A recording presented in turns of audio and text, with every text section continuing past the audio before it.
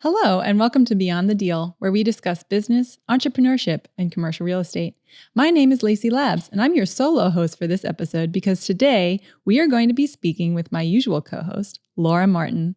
Laura Martin is the owner and managing director of SVN Latus Commercial Realty Group. She has spent her career in commercial real estate and has owned her own brokerage for over 18 years. Tune into this episode to hear more about Laura's entrepreneurial journey, the commercial real estate deals, and insights that she shares, and her future plans in business, as well as what advice she would give to younger entrepreneurs. All right, Laura Martin, welcome to Beyond the Deal, your own podcast show. Great to have you in that seat. I'm looking forward to hearing from your perspective. I know everybody will learn a lot. So let's get started. Start by telling our audience about yourself, what you do, who you are, your background, how you got started in commercial real estate. Okay, so I'm from Rhode Island, and I went to Messiah College, now university, and stayed in the area. And my mom was a residential realtor growing up, and she put all five of us through private Christian colleges. Ironically, in Pennsylvania, I'm the only one still here. And I worked for a private family, and then when I had kids, my first daughter, I planned on being a stay-at-home mom, and realized that it is a lot of noise, mess, and commotion, and full-time at home just did not suit me. So I worked very part-time for them, 8 hours a week, and did part-time until the kids were in full-time school. So Aubrey was in first grade. So I am one of those that I'll probably work forever.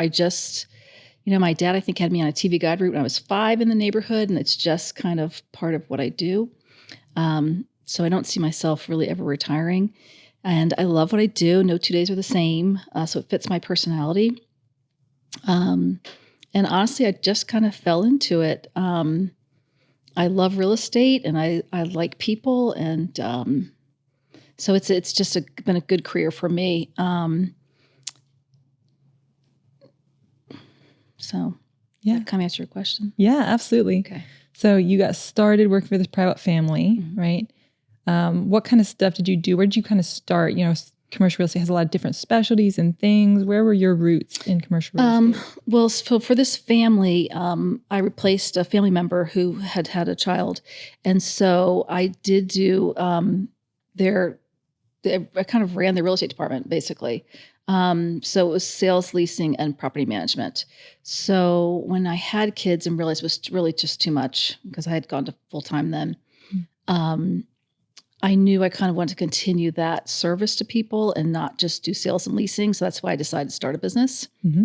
And we're pretty full service. So, we can do due diligence work for clients. If they want to buy a building, we'll handle everything. And so we do property management locally. Usually it's for clients that are referred to us or clients that we've done business with in the past. Mm-hmm. And so we have offices in Camp Hill, where we've been here since I started the company in 2005, and in Lancaster. So we're growing. It's so basically we'll do anything commercial real estate related. I've always said if it's legal, moral, and ethical, I would consider doing it. Okay. So yeah. So you started in 2005, so 18 years ago, Hard right? to believe. Yep. And it was originally Latus Capital Advisors. Is that right? Okay. Yeah. And then Latus, so now so you're SVN, right? So how did that happen? Tell us about the journey of small business into franchising. Yeah, we were kind of a small boutique, and I kept running into companies that wanted to use me, but I didn't have a national presence. Mm-hmm. And so some of the companies, that was a requirement of their corporate office. So I literally sat down one January, going on 6 years ago, I guess, and wrote out, okay, who is in our market and who is not here. And I had a friend in the business who then became an attorney, and he had recommended a company to me years ago. He thought I should look into, and I didn't do it at the time. I wasn't ready. And I actually had to call him because I'm like, I don't remember who that was. Mm-hmm. And at the time they were called Sperry Van Ness. Then the two partners, I guess, split off, and then it had become SVN. So I actually reached out to SVN, and they invited me to come to a conference in New Mexico, and I went not thinking I would do it because it was a big change. You change your name, you change your logo, you give up your branding. There's a lot more rules. While I'm a rule follower, I don't like rules in general, but I'll follow them. So it was a big decision, and I went out, and it was amazing. I talked to probably 30 people. The biggest hurdle for me were the royalties, and not one person mentioned that as an issue. And I thought that was fascinating.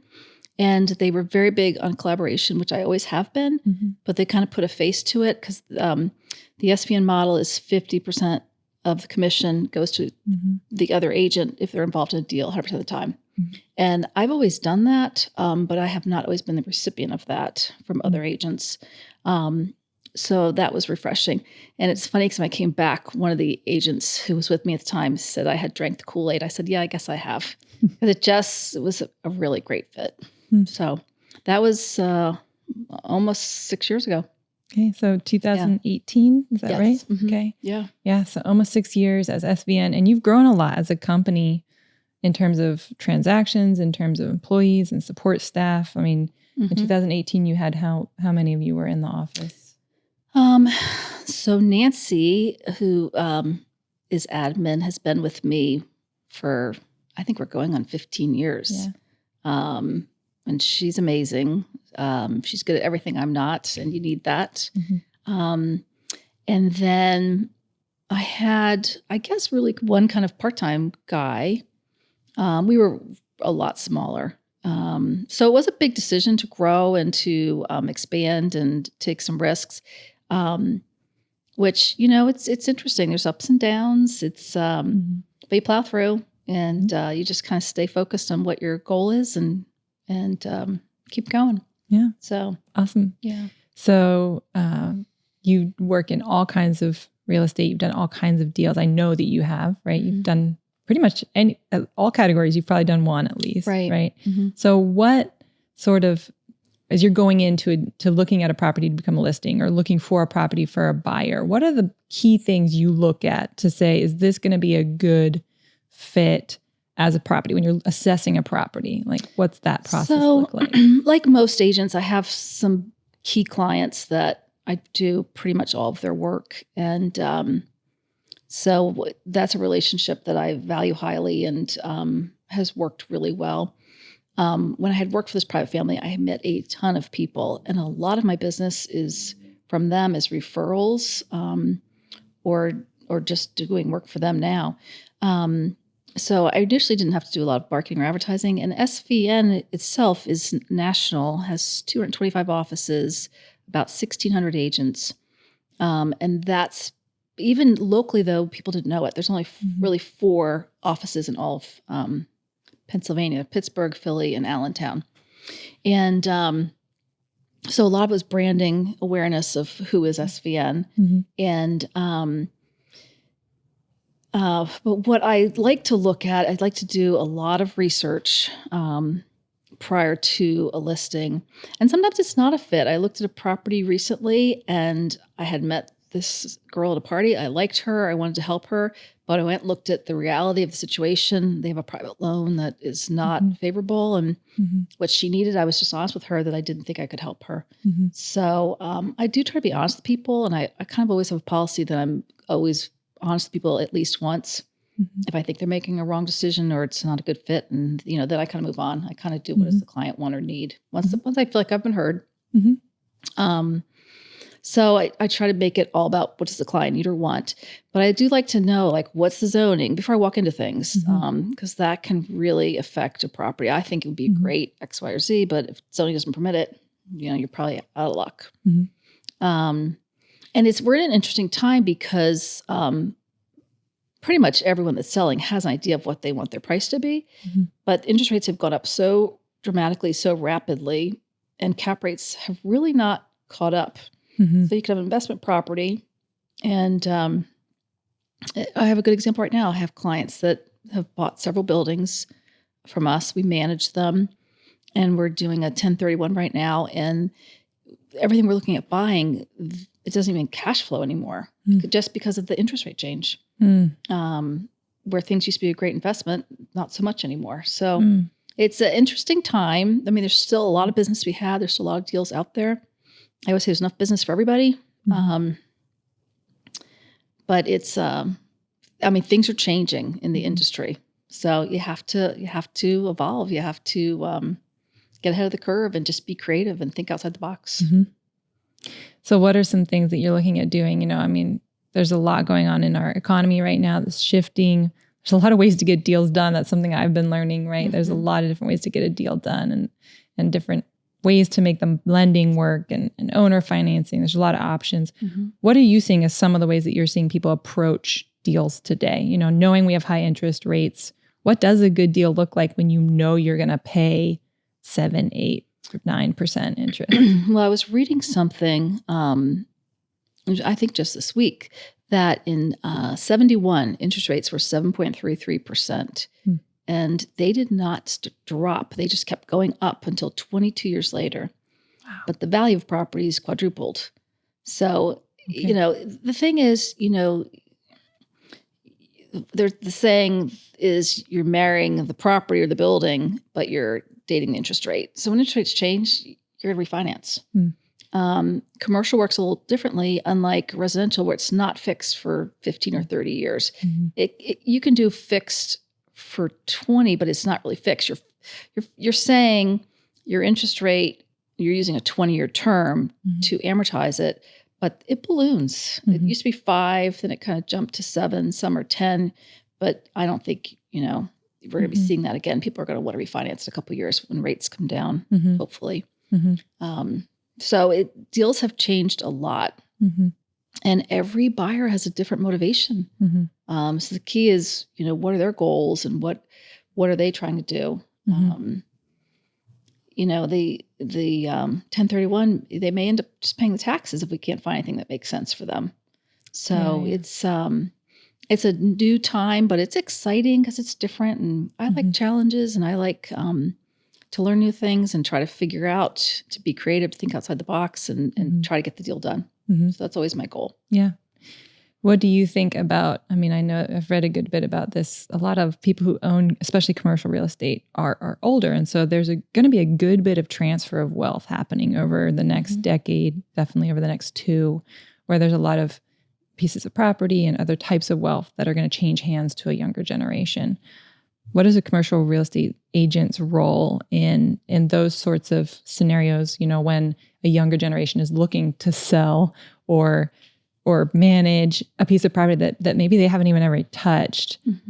How are you valuable to that generation? Well, I think I always try to realistically tell people kind of all their options. And I think knowledge is power. And I think it's a good way to, kind of start. Here's what I see as your options. What are your needs and wants, and figure out if we can make something happen that it works for everybody. So okay. So if I'm looking to educate myself, right, I don't know anything about commercial real estate.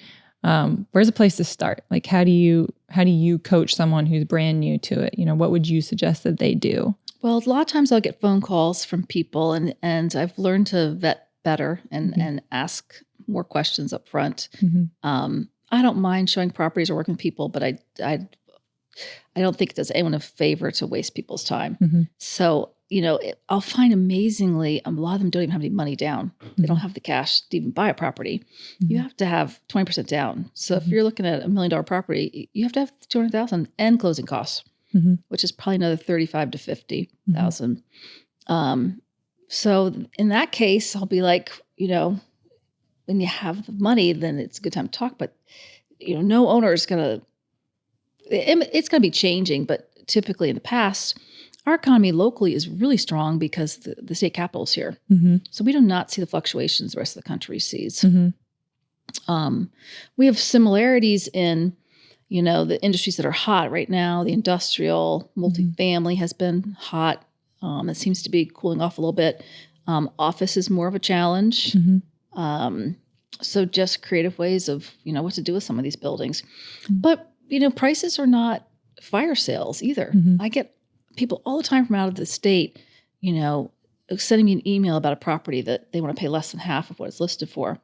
And it's like, well, that's under contract. Well, that's sold for full price. Oh, that's sold for over ask. Like it's not, if you have a good property, it's going to sell. The ones that are sitting around, it's typically because there's an issue with zoning or the owners want too much money for it.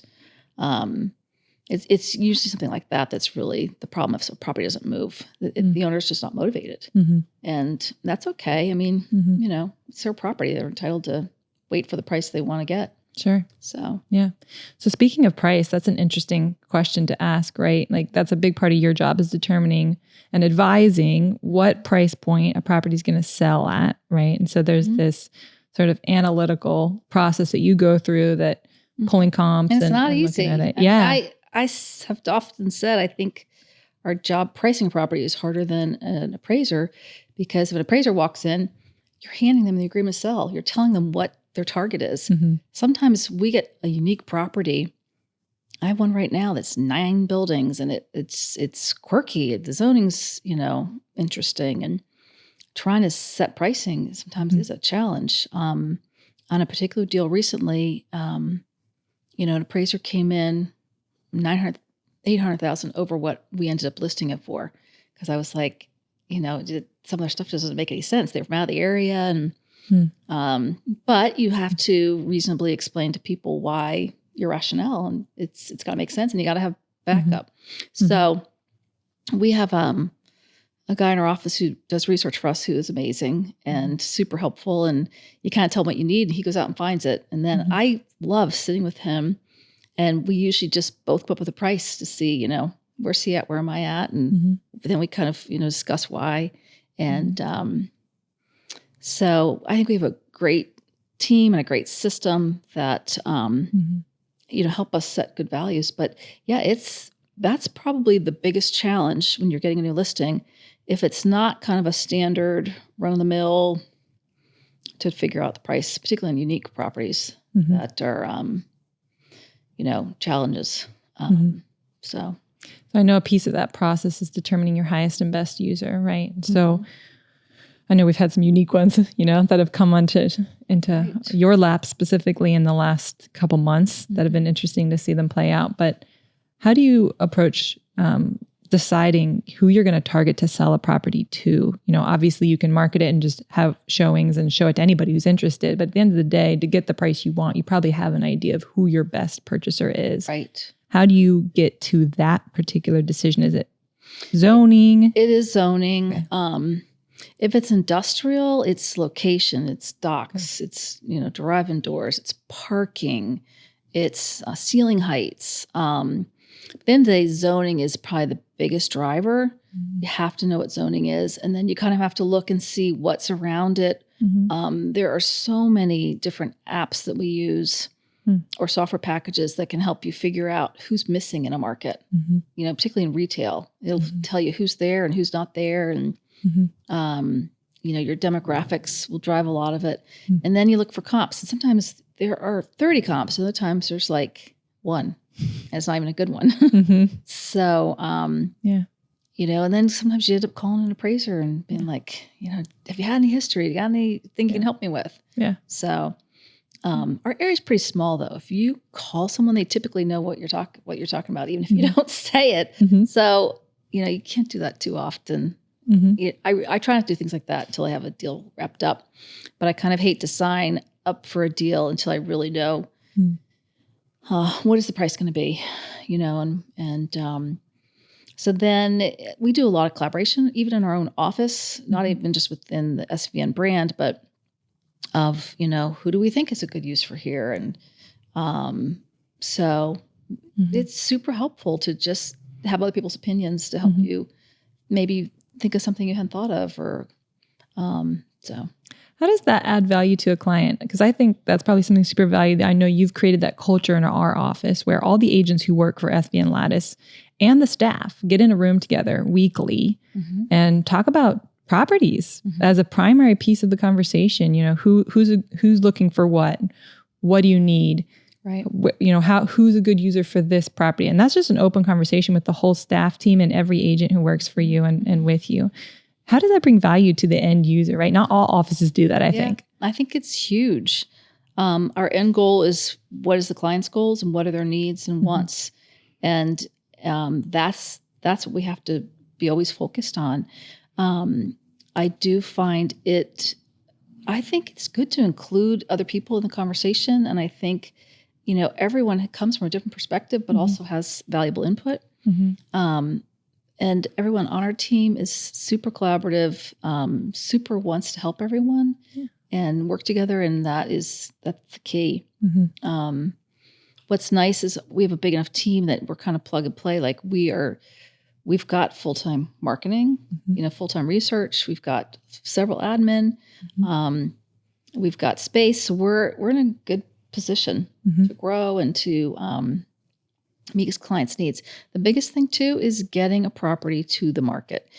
My having a property, if it's listed, is to get it out there, because the SVN did a research report. I think they call it the 9.6% advantage, but it shows that if you get a property out there and you show it to other agents in the market, that you're going to get almost 10% more for a client than if you had just kept it kind of in-house and shopped it.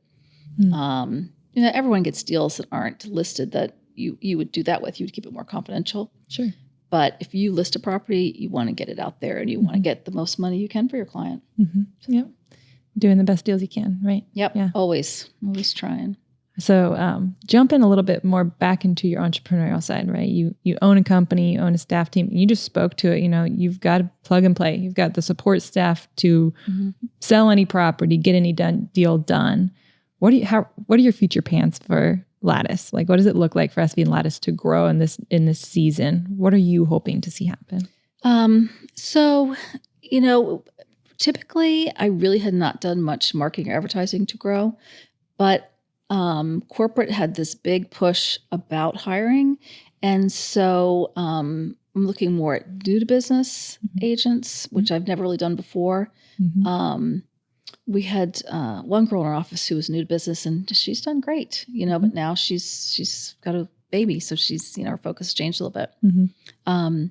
So new to business is something we hadn't looked at before. And also second kind of careers, people that are retiring and want to do something else. So it's really more about the person's personality and finding the right person.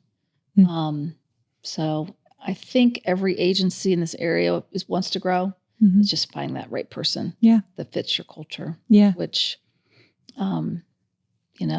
every office is different.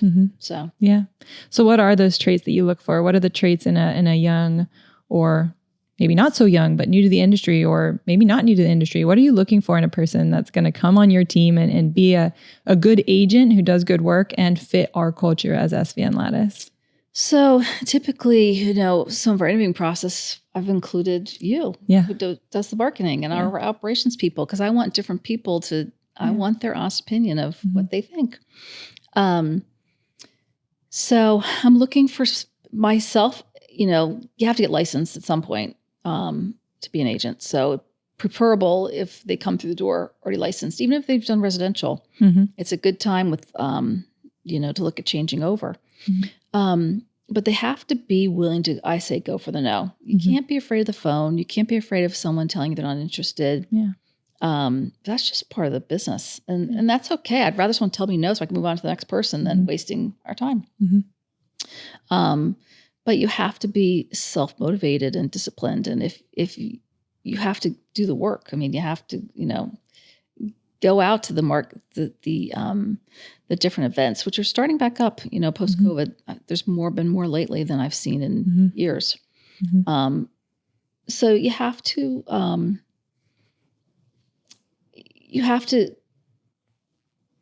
the one girl in our office, she went and had coffee, I think, at least once a day for months, and sometimes more than once a day.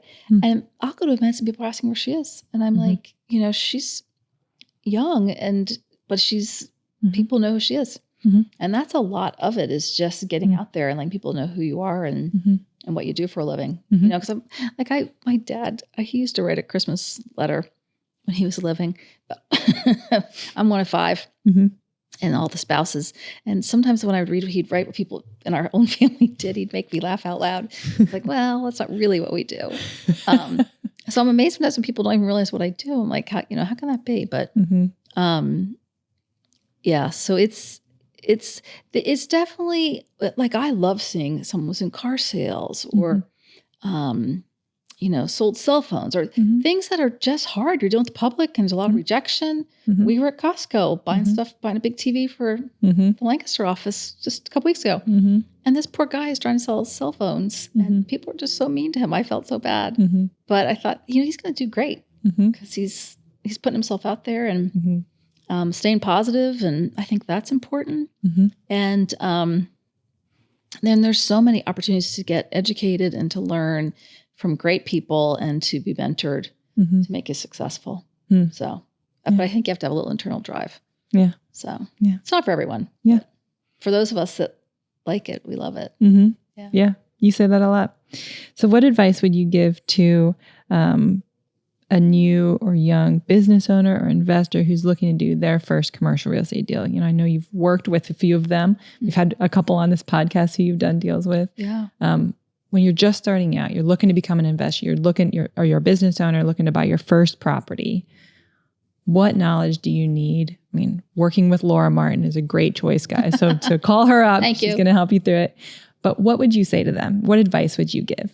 I would say, talk to a banker, like establish it's all relationships. And you want to be educated, knowledge is power. Read up on it.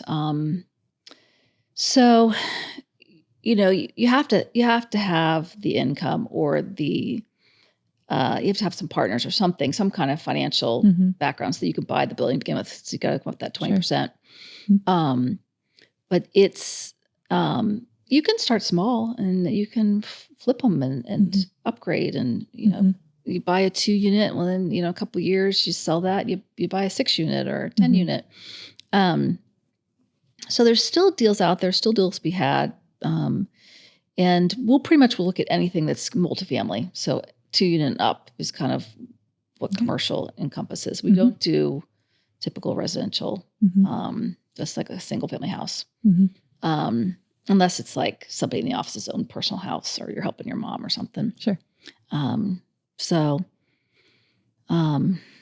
the biggest thing is you have to go get financing. You have to get a bank that's going to be behind you. And it is harder to get money. I'm hearing it from huge commercial property owners that have a ton of real estate. They're having a hard time getting loans. Yeah.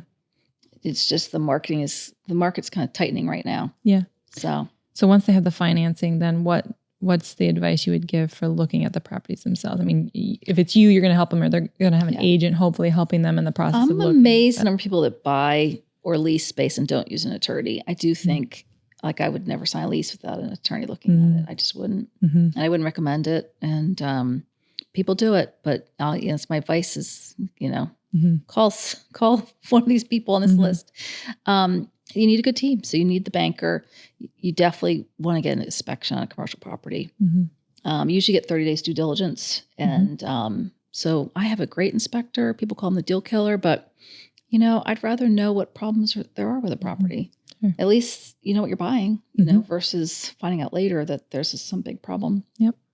But there's still properties to be had. The biggest thing for it being an investment is you really need a tenant. So if it's property doesn't have a tenant, you really need to have a tenant in mind, or you'll never get a loan, and you won't be successful if you can't rent the place. So do you look for a property that already has a tenant? A true investment, it's going to have a tenant in it. Yeah. Okay. Because you need the cash flow to pay for it. Yeah. So all right. And even savvy investors, that's what they require. So all about the money. Yeah. In this business, it can be. It can be. Yeah. All right. Well, let's close it out with this last question. If you could go back and start all over again, right, but keep all the knowledge you have, what would you do differently in your career path? What things would you use your knowledge to change? How would you do it differently?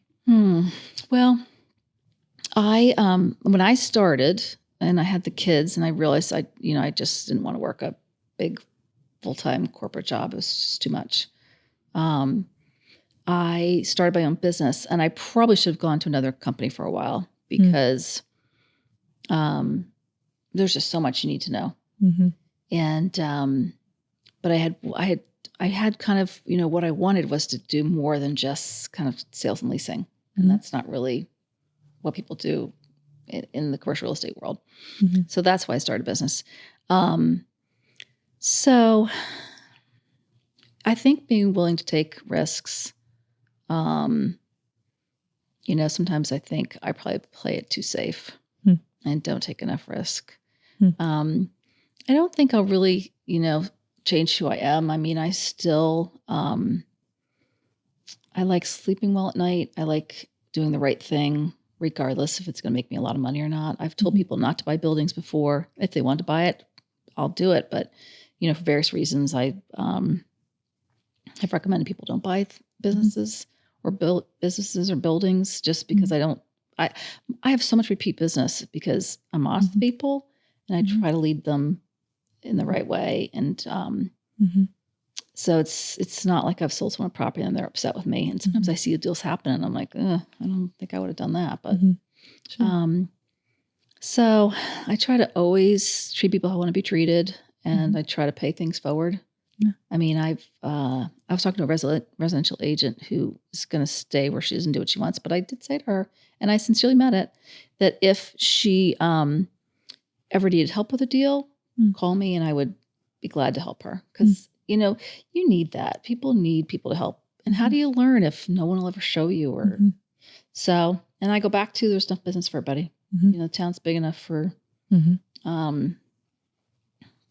know what we have in our market, maybe 100 agents, maybe commercial, but there's probably 3,000 residential. Yeah. So it's a much smaller group, but yeah. So. All right. Well, thank you so much, Laura. Thank you. It was great to have you on in that seat and get to interview you. Thank you. I appreciate it. I appreciate all the work you do for us. Yeah, thank you. That was Laura Martin sharing her insights into commercial real estate deals, business, and entrepreneurship.